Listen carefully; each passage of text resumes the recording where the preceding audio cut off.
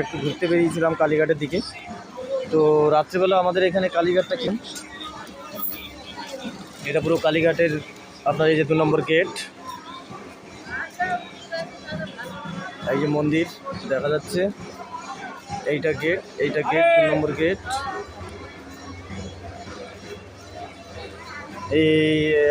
এবার আমরা রাস্তার দিকে বেরোচ্ছি। এই যে পেছনে ওয়াইফ, ছেলে, মা সব আছে। আর কালীঘাট স্কাই ওভার, এই দেখুন এই যে গেটটা।